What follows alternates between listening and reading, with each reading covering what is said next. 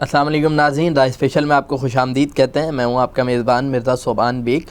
اور ناظرین، آج کے پروگرام میں جس شخصیت کی آپ سے ملاقات کروانے لگا ہوں، انہیں ہم نے پہلے بھی مدعو کیا ہے، لیکن ان کا کمال یہ ہے کہ بہت ساری چیزوں پہ دسترس رکھتے ہیں اور کتابیں بھی لکھتے ہیں، سوشل میڈیا کی بڑی ویل نون پرسنالٹی ہیں. اور شخصیت کے بارے میں ایک بات یہ ضرور آپ کو بتاتا چلوں کہ آپ نے اپنے پہلے کاروبار کا آغاز کیا تھا، آپ نے کوئی کھیل وغیرہ گیمز بنانے شروع کیے تھے، اور تب آپ کی عمر محض 13 سال تھی.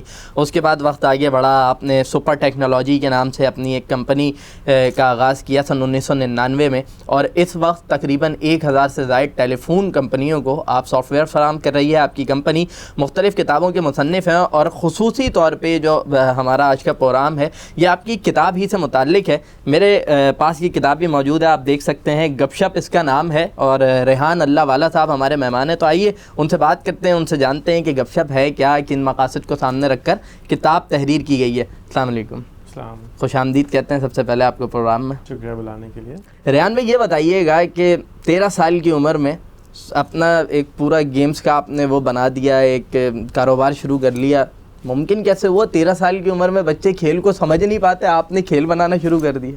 کھیل بناتے نہیں تھے، کھیل کے کاپیز وہ بنائی جاتی تھی. کھیل کو جس طرح پرانے زمانے میں آڈیو کیسیٹس ہوتی تھیں تو اس کو کاپی کیا جاتا تھا. جیسے اب آپ یو ایس بی پہ مووی ڈال کے دیتے نا کسی کو، بالکل میں اس طرح اسکول میں بھیجتا تھا. اور اس سے پہلے جب میں تیسری جماعت میں تھا تو وہاں پہ ہم اسٹیشنری بیچتے تھے کلاس میں، کیونکہ ہم ابا ہمیں پاکٹ منی نہیں دیتے تھے. تو عیدی جمع کر کے اس سے اسٹیشنری خرید کے کلاس میں بیچتے تھے، پھر اس سے ہم چپس اور کوک پیا کرتے تھے. پھر اس کے بعد جو بقرعید، عید، 14 اگست کے بعد گھر کے باہر دکان لگائی جاتی تھی، جس طرح بچے لگاتے ہیں بہت سارے. بقرعید کے اوپر ٹافیاں، لاٹریز، اور 14 اگست پہ جھنڈیاں، 23 مارچ پہ جھنڈیاں بیچتے تھے. تو جس طرح سے محمد بن قاسم 14 سال کی عمر میں فاتح بن گیا تھا، اس کے لیے ضروری ہوتا ہے کہ جس طرح سے ہم کسی کو تیراکی کا شوق ہوتا ہے نا، تو 18 سال کے بعد نہیں سیکھتا وہ. بالکل. تو 18 سال کے بعد تو ریٹائر کر دیا جاتا ہے. جس طرح کرکٹ کے اندر بھی ہوتا ہے کہ بچوں کو فارغ کر دیا جاتا ہے کہ بھئی یہ تو اب کسی کام کا نہیں. بالکل اسی طرح انٹرپرینورشپ بھی ایک ایسا اسکل ہے جو کہ بچپن سے سکھانا پڑتا ہے. اور اس کے اندر جو اسکل کا نمبر 1 ٹیلنٹ سیکھنا ہوتا ہے وہ ہوتا ہے فیل ہونا سیکھنا ہوتا ہے.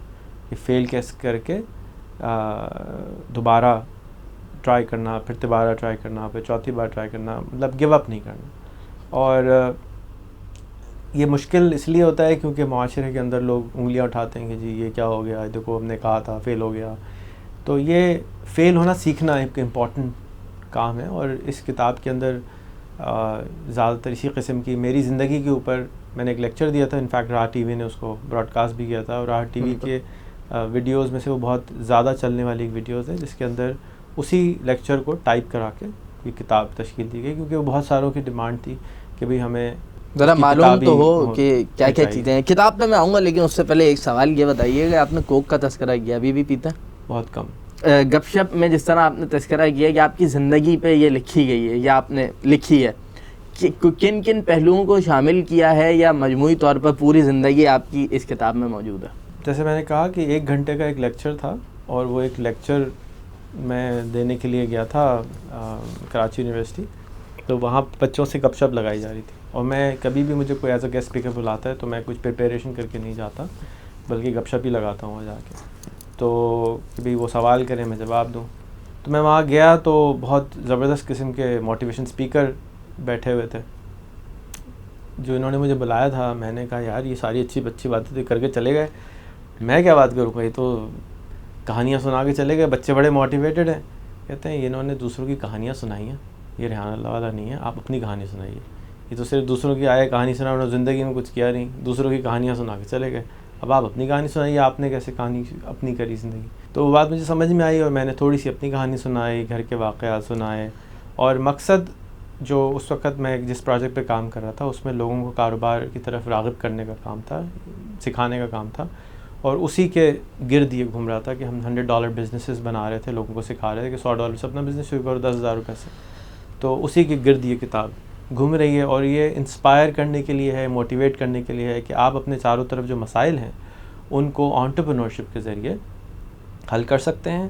اور انٹرپرینورشپ کیا ہوتی ہے؟ میرے نزدیک انٹرپرینورشپ یہ ہوتی ہے کہ آپ کسی کے کوئی مسئلے کو سالو کریں یا اس کی زندگی کو تھوڑا سا امپروو کریں اور اس کے بائی پروڈکٹ میں پیسے ملتے ہیں. اللہ سبحانہ تعالیٰ کا کام ہے، ذمہ داری اٹھائی پیسے دینا انہوں نے. تو وہ نیت اس میں جو ہے پیسے کمانا نہیں ہوتی بٹ گنوانا بھی نہیں ہوتی. جیسے این جی او نہیں کا کام کرنے کو نہیں کہا جا رہا، بٹ آپ دیکھیں درزی ہے، کسی نے 5,000 سال پہلے کسی اماں نے کسی کی بیگم نے کہا ہوگا کہ بھائی ہم کپڑے بڑے نہیں سی رہے تمہارے لیے، تو پریشان بیٹھا ہوگا. کسی نے کہا ہوگا کہ بھائی اچھا میں سی دیتا ہوں. میں کہا اچھا میرا پرابلم سالو ہو جائے گا، چلے جی آپ سالو کر دیں، یہ لیجیے پیسے لے لیجیے. اسی طرح کسی نے کھانا نہیں کھلایا ہوگا، گھر سے بھگا دیا ہوگا، چلو بھائی آج کھانا نہیں مل رہا، تو اس نے کہا ہوگا میں کھانا کھلا دیتا ہوں، تو ہوٹل بن گئے، درزی بن گئے. تو اسی طرح اب آج کل اوبر کا زمانہ ہے، کریم کا زمانہ ہے، تو یہ ایڈ آن کری جاتی ہے ایگزسٹنگ سروس کے اوپر. کوئی سروس آپ جب ایڈ کرتے ہیں تو وہ انٹرپرینورشپ کہلاتی ہے. اور اس کے اندر ریسورسز جو چاہیے ہوتے ہیں وہ آپ کی عقل، آپ کے مسائل، پیسے نہیں چاہیے ہوتے. تو اصل جو چیز چاہیے ہوتی ہے وہ ایک اندر کا پیشن، کمپیشن، ایمپتھی. یہ سب وہ چیزیں ہیں جو کہ ایکچولی مسالے ہوتے ہیں کسی بھی کاروبار کو شروع کرنے کے لیے، ناٹ نیسیسریلی پیسے. زیادہ تر لوگ سمجھتے ہیں پیسوں سے کاروبار کیا جاتا ہے، تو اس میں بھی میں نے یہی سمجھانے کی کوشش کی ہے کہ پیسوں سے کاروبار نہیں کیا جاتا بلکہ آپ کے پیشن، آپ کے جذبے سے کاروبار کیا جاتا ہے. اچھا، یہ میں آپ سے اگر یہ جانوں کہ یہ آپ کے آغاز میں بھی لکھا ہوا ہے کہ کاروبار کس طرح سے ہمیں ہمارے کاروبار اور ہمارے ملک کو بہتر بنا سکتا ہے، گو کہ ڈیٹیل اس کتاب میں بھی موجود ہے، لیکن اگر اس کا مختصر سا خلاصہ ہم آپ کی زبان سے سننا چاہیں. جیسے کہ میں نے کہا کہ ہمارا ملک میں بہت سارے مسائل ہیں، تو لوگ سمجھتے ہیں کہ بہت سارے مسائل ہیں، وہ کیا کریں.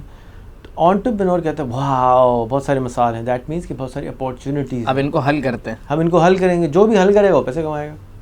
جو رو کے بیٹھا رہے گا، روتا رہے گا کہ یار یہ تو یہ پرابلم بھی ہے، یہ پرابلم بھی ہے، وہ کچھ بھی خود بھی کچھ نہیں کرے گا، سارے محلے کو بھی پریشان کرے گا.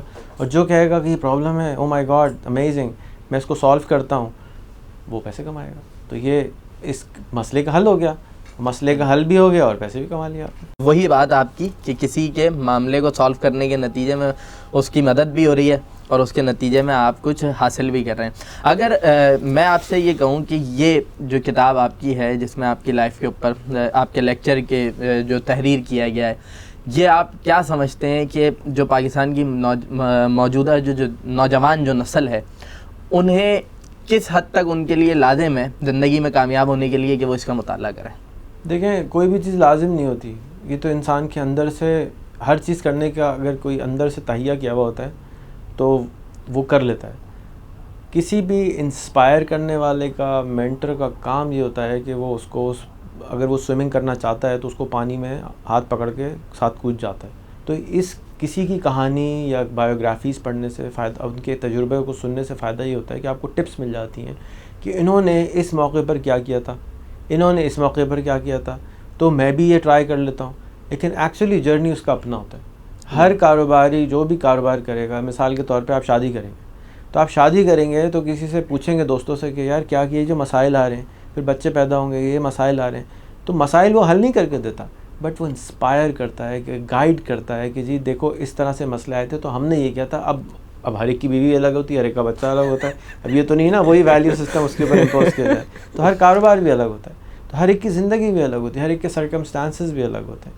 اس کا مقصد دوسرے بچوں کے ساتھ گپ شپ کرنا ہے، ان کو انسپائر کرنا ہے. دیکھیں انسپریشن اور موٹیویشن میں فرق پہلے مجھے بھی نہیں معلوم تھا، اب میں شیئر کرنا چاہوں گا کیونکہ زیادہ کو میرے خیال میں نہیں پتہ ہوتا. موٹیویشن جو ہے نا وہ ٹیمپریری ہوتی ہے اور اس کے جو فورسز ہیں وہ ایکسٹرنل ہوتے ہیں. کہ مثال کے طور پہ یہ کام کریں گے تو پیسے ملیں گے، یہ کام کریں گے تو یہ چیز ملے گی، یہ کام کریں گے تو مقام ملے گا، یہ موٹیویشن ہوتا ہے. انسپریشن انسان کے اندر ایک چیز، ہر بیج کے اندر ایک پودا ہوتا ہے، ایمبریو کہتے ہیں اس کو. ہر بیج کے اندر اس پودے کو، اس بیج کو جب ہم صحیح ماحول میں رکھتے ہیں تو آٹومیٹکلی اس میں سے تھوڑی سی بوٹی نکلنا شروع ہو جاتی ہے اور آہستہ آہستہ وہ درخت بن جاتا ہے. جو بھی پودا کا اس کا فنکشن ہوتا ہے بن جاتا ہے. ہر انسان میں ہوتا ہے وہ، ہر بیج کی طرح ہر انسان کے اندر بھی موجود ہوتا ہے. ماحول جب بدلتا ہے تو اس کو طاقت ملتی ہے کہ وہ باہر نکلنا شروع ہو جاتے ہیں. آپ نے دیکھا ہوگا کبھی کبھی مٹر لے کر آتے ہیں یا کوئی اور چیز لے کر آتے ہیں، بوٹ لے کے آتے ہیں، اس میں سے پودا نکلنا شروع ہو جاتا ہے، لیکن اکثر میں سے نہیں نکلتا. جیسے ہی ہم ماحول چینج کرتے ہیں چیز کا تو چیز ہونا شروع ہو جاتی ہے. تو بالکل اسی طریقے سے انسپریشن ہر انسان کے اندر ایکچولی ہوتی ہے، لیکن وہ ایک دوسرے کو دیکھ کے وہ جاگ جاتا ہے اور وہ جاتے وہ پھر کہتا ہے کہ جی اب میں نے یہ کرنا ہی کرنا ہے. اس کو پیسوں کی کوئی فکر نہیں ہوتی کہ میں پیسے کماؤں یا نہ کماؤں. He doesn't care, he wants to follow his mission of his life. تو وہ اپنی مشن آف لائف میں لگ جاتا ہے. پھر اس کو دنیا ماورا سے وہ بالا تر ہو جاتا ہے, وہ جنونی بن جاتا ہے, خپتی ہو جاتا ہے. پھر ہی وہ دنیا بدل سکتا ہے, ورنہ پھر کچھ نہیں ہوگا. پھر وہ محمد بن قاسم نہیں بن سکتا, وہ محمد بن قاسم کا کلرک بن جائے گا. یہ بتائیے گا آپ نے, بس آخری سوال لیں گے کیونکہ وقت ہمارا اختتام کی جانب ہے, جنونی بننے کی بات کی, خپتی بننے کی بات کی. جنونی اور خپتی یہ ذرا نیگیٹو میں آج کل یوز کیے جاتے ہیں کہ آپ کو جب آپ کسی معاملے کی جانب بڑھیں تو اس میں لگن کے ساتھ ساتھ تھوڑا عقل سے, شعور سے کام لینا بھی ضروری نہیں ہے, یا بس جنون کی راہوں پہ چل پڑیں اور اس کا نتیجہ کچھ بھی نکلے؟ دنیا میں بہت سارے لوگوں نے عشق کیا ہوگا, لیکن شیری اور فرہادی خپتی اور جنونی تھے, انہی کا یاد رہا.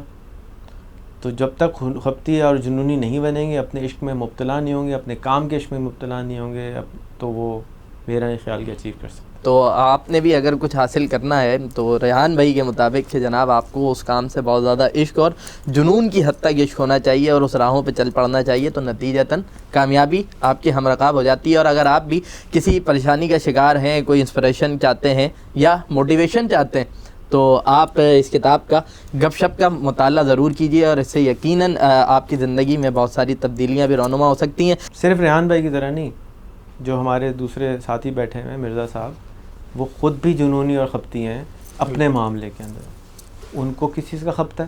مجھے اپنے پیشن ہے بولنے کا, آپ خپت کہہ سکتے ہیں. مجھے میڈیا کا شوق ہے, آپ اس کا خپت کہہ سکتے ہیں. اگر کوئی کہے یار یہ 50 لاکھ کی نوکری ہے یا 50,000 کی نوکری ہے, تو یہ میڈیا چھوڑو, تم ادھر آ جاؤ. نہیں, شاید کہ میں نہ چھوڑوں. ایگزیکٹلی, اسی کو خپت کہتے ہیں, اسی کو جنون کہتے ہیں, کہ جو اندر سے آواز آ رہی ہے اس کو سننا اور اس پہ پھر عمل کرنا. اسی کو ہم پیشن کہہ رہے ہیں, اسی کو جنون کہہ رہے ہیں, اسی کو خپت کہہ رہے ہیں, کہ اس ڈیڈیکیشن کے ساتھ کہنا دنیا ادھر سے ادھر ہو جائے, میں نے تو اپنے راستے پہ ہی چلنا ہے. مجھے تو خدیجہ پسند آ گئی, اب آپ جانے نہیں جائیں, میں تو ادھر ہی جانا.